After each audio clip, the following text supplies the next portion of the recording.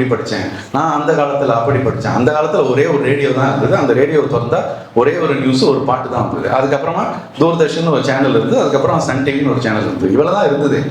இன்னைக்கு எவ்வளோ டிஸ்ட்ராக்ஷன் இல்லையா?